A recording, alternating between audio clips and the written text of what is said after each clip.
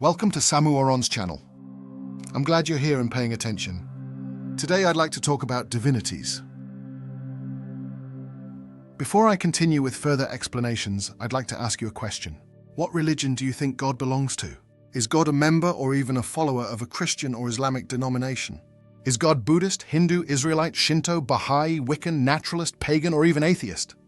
Every religion claims God as the founder of its religion in order to legitimize itself.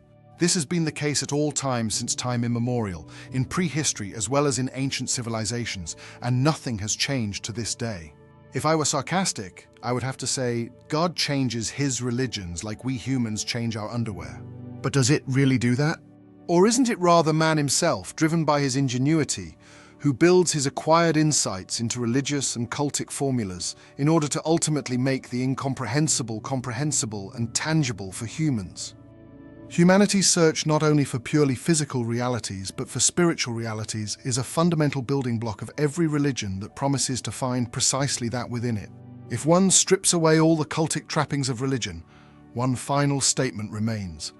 God is intangible, unfathomable, and above all, incomprehensible. If we humans attempt to grasp, fathom, and describe God with our pitiful 3 dimensions, the ultimate consequence can only be that images of God are always very human, very earthly, very plastic, and thus ultimately simplistic. We fail simply because of the simple imagination of infinity and eternity. True spiritual experiences are shared with the deity himself. It can only be expressed in words to a limited extent and is almost impossible for others to relive. There is something unique between creature and creator that can hardly be expressed in words. Anyone who has had such an experience knows what I'm talking about.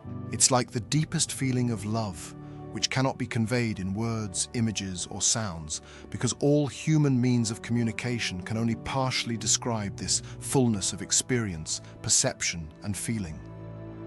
Ultimately, what remains is a speechlessness, indeed a wordlessness, that can only be defined with terms like mystical and inexplicable. And yet for every person, the concept of love and the associated feeling, perception, and experience are a real part of their life. The speechlessness and wordlessness in the face of this phenomenon does not make love unreal or unbelievable. It is just as unrealistic and unbelievable when we place God at the center of our lives. God can be felt and experienced. It doesn't matter what religion, denomination, or cult association you belong to, because God is everywhere.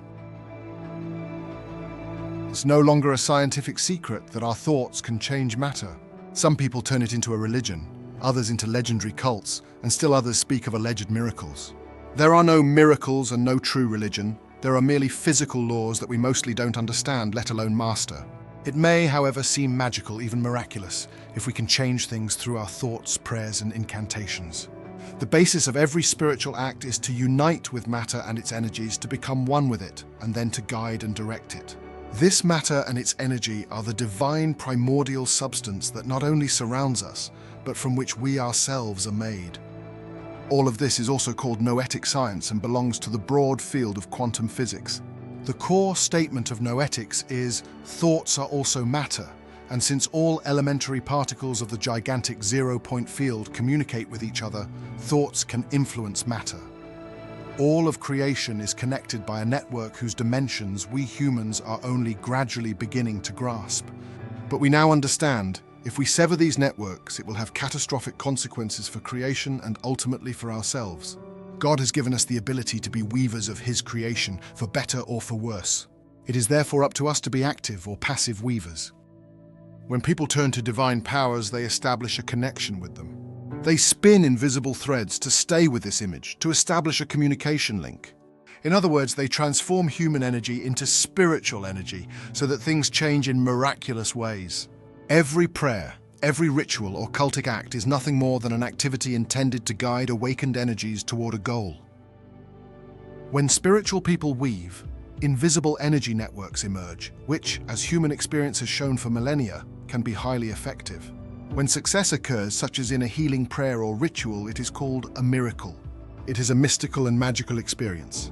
We find such experiences in all religions, in all cults, and at all times in human history. However, these experiences say nothing about whether a religion is right or wrong, only that such things happen.